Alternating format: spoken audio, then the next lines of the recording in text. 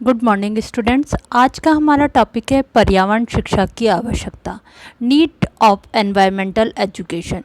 पर्यावरण शिक्षा, जैसा हम इसका जानते हैं, हमारे पर्यावरण को संतुलन से में रखने के लिए, असंतुलन से बचाने के लिए, लोगों को पर्यावरण के प्रति जागरूक करने के लिए दी जाती है। इसकी क्या आवश्यकता है? अगर इसके हम मुख्य आवश्यकताएं देखें तो इसमें से प्रमुख आवश्यकताएं निम्न प्रकार हैं। फर्स्ट, ये जनसंख्या नियंत्रण के लिए आवश्यक है, टू कंट्रोल द पॉपुलेशन। पर्यावरण शिक्षा के माध्यम से हम देश के नागरिकों को पर्यावरण को सुरक्षित रखने के लिए जनसंख्या किस प्रकार नियंत्रित रखी जाए जिससे कि पर्यावरण असंतुलित ना हो, बता सकते हैं। और इसकी आवश्यकता कि जनसंख्या विस्फोट से पर्यावरण को किस प्रकार नुकसान होता है, ये हम समझा सकते हैं। तो ये जनसंख्या नियंत्रण के लिए आवश्यक है। सेकंड है इसका प्रदूषण से अवगत कराने और नियंत्रण में सहायक, to control the pollution and to introduce it. पर्यावरण शिक्षा के माध्यम से लोगों को प्रदूषण से अवगत कराया जाता है और प्रदूषण को नियंत्रित करने में ये सहायक होती है। लोगों को बताया जाता है कि प्रदूषण के क्या कारण हैं, उनसे क्या क्या प्रभाव पड़ रहे हैं और ये प्रदूषण किस प्रकार से नियंत्रित किया जा सकता है, ये सब पर्यावरण शिक्षा के माध्यम से बताया जाता है। साथ ही जो पर्यावरण शिक्षा है वो संतुलित औद्योगिक विकास के लिए आवश्यक होती है, फॉर बैलेंस इंडस्ट्रियल डेवलपमेंट। संतुलित औद्योगिक विकास से तात्पर्य है कि जहाँ पे औद्योगों का विकास होता है तो उन उद्योगों से, फैक्ट्रियों से ऐसे रसायन निकलते हैं जिनसे कि जल प्रदूषण, वायु प्रदूषण, ध्वनि प्रदूषण और नाभिकीय प्रदूषण होता है। तो इन सब से बचाव के लिए, संतुलित औद्योगिक विकास के लिए पर्यावरण शिक्षा आवश्यक है। और यह लोगों को होना चाहिए कि हम किस प्रकार से एक संतुलित औद्योगिक विकास करें जिससे कि हम पर्यावरण को नुकसान नहीं पहुंचाए।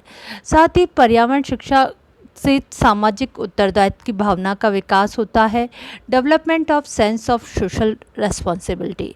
जब व्यक्तियों को पर्यावरण के बारे में जानकारी होती है, पर्यावरण को संतुलित किस प्रकार रखा जाए और पर्यावरण प्रदूषण के कारणों की जानकारी होती है, तो वो अपना एक सामाजिक उत्तरदायित्व की भावना विकसित होती है उनमें कि किस प्रकार हम स्वयं भी पर्यावरण को प्रदूषित होने से बचा सकते हैं।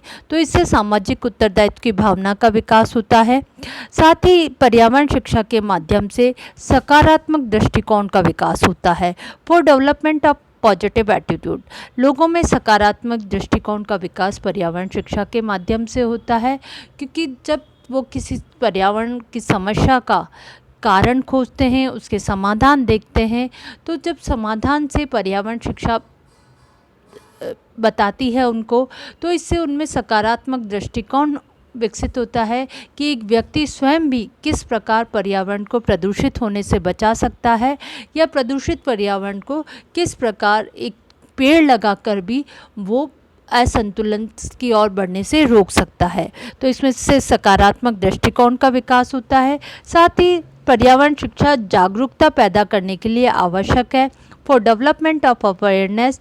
पर्यावरण शिक्षा के माध्यम से व्यक्तियों में पर्यावरण के प्रति जागरूकता, अवेयरनेस की भावना का विकास होता है कि पर्यावरण को प्रदूषित होने से किस प्रकार रोका जा सके, पर्यावरण असंतुलन को किस प्रकार रोका जा सके और पर्यावरणीय समस्याओं का किस प्रकार समाधान किया जा सके।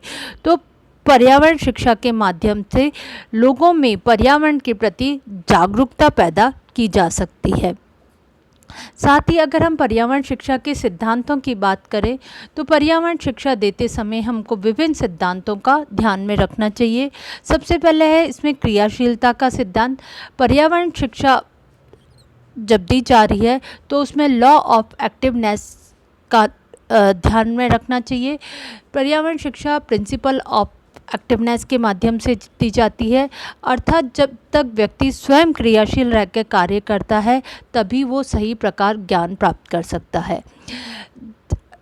अगर हम पर्यावरण शिक्षा दे रहे हैं, केवल उसको थ्योरेटिकल नॉलेज दे रहे हैं, तो व्यक्ति ज्ञान नहीं ग्रहण पाएगा। इससे कारण से पर्यावरण शिक्षा देते वक्त साथ के साथ उनको समस्या के कारण की जानकारी दी जाती है और व्यक्ति को खुद को कार्य करने के लिए दिया जाता है। उनको पेड़ लगाना है, किस प्रकार पर्यावरण को संरक्षित करने के लिए क्या क्या कार्य करने हैं, तो इसकी प्रैक्टिकल नॉलेज भी दी जाती है। ये क्रियाशीलता के सिद्धांत पर आधारित है। साथ ही ये रुचि के सिद्धांत पर भी आधारित है। प्रिंसिपल ऑफ इंटरेस्ट कि पर्यावरण शिक्षा के माध्यम से हम बालक की रुचि के अनुसार बालक को शिक्षा देते हैं। बालक की विभिन्न क्षेत्रों में रुचि होती है और पर्यावरण शिक्षा इस प्रकार से दी जाती है कि बालक या कोई बड़ा व्यक्ति भी इसमें इंटरेस्ट ले, वो पर्यावरण से संबंधित कार्य करने में रुचि लेगा तो वो ज़्यादा अच्छी तरह से समझ सकेगा। पर्यावरण शिक्षा प्रेरणा के सिद्धांत पर आधारित है। इस कार्य को करने से जब पर्यावरण शिक्षा प्राप्त करता है व्यक्ति, तो उससे उसमें एक अंदर से ही प्रेरणा की भावना विकसित होती है और यह प्रेरणा उसको आगे कार्य करने के लिए मोटिवेट करती है। तो ये प्रेरणा के सिद्धांत पर आधारित है और उसको जब शिक्षा दी जा रही है तो भी मोटिवेट करके दी जाए, केवल उसको थ्योरेटिकल नॉलेज नहीं दी जाए, सैद्धांतिक ज्ञान ही नहीं दिया जाए, बल्कि अभिप्रेरणा उसको दी जाए जिससे कि वह आगे अन्य लोगों को भी इसके प्रति जागरूक कर सके और अपने जीवन में उतार सके।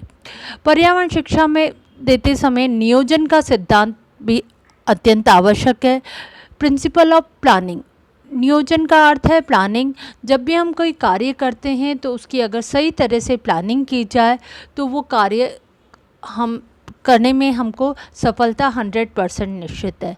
इसलिए पर्यावरण शिक्षा भी जब दी जाए तो उसकी का सही तरह से नियोजन किया जाए तो उसमें सफलता प्राप्त की जा सकती है। तो पर्यावरण शिक्षा नियोजन के सिद्धांत पर आधारित होनी चाहिए। साथ ही इसमें निश्चित उद्देश्यों का सिद्धांत हो। पर्यावरण शिक्षा से हमको किन किन उद्देश्यों की प्राप्ति करनी है, बालक में क्या ज्ञान कौशल अभिवृत्ति, कौन से उद्देश्यों का विकास करना है, उन उद्देश्यों के आधार पर ही पर्यावरण शिक्षा दी जानी चाहिए कि बालक का व्यक्ति का सही उद्देश्यों का विकास हो सके पर्यावरण शिक्षा के माध्यम में। पर्यावरण शिक्षा देते समय व्यक्तिगत विभिन्नताओं के सिद्धांत को भी ध्यान में रखना चाहिए। व्यक्तिगत विभिन्नता जैसे हम पढ़ चुके हैं पहले भी, प्रत्येक व्यक्ति अन्य व्यक्ति से किसी न किसी तरह भिन्न होता है, उसमें कुछ व्यक्तिगत विभिन्नताएं पाई जाती हैं जो उसको दूसरे व्यक्ति से भिन्न बनाती हैं। सभी व्यक्ति एक समान नहीं होते, तो पर्यावरण शिक्षा देते समय व्यक्तियों की व्यक्तिगत विभिन्नता का व्यक्तिक विभिन्नता का ध्यान रखना चाहिए, इंडिविजुअल डिफरेंसेस का ध्यान रखना चाहिए।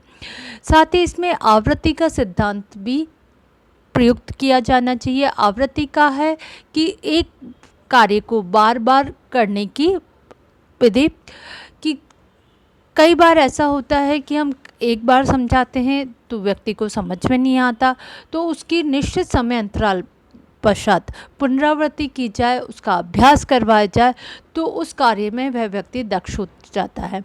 तो पर्यावरण शिक्षा में भी ध्यान देते समय कुछ ऐसे कार्य होते हैं जिनकी निश्चित समय बाद पुनरावृत्ति की जाए, तो आवृत्ति के सिद्धांत भी इसमें बहुत महत्वपूर्ण है। इन सिद्धांत को ध्यान में रखकर ही पर्यावरण शिक्षा दी जाती है। धन्यवाद।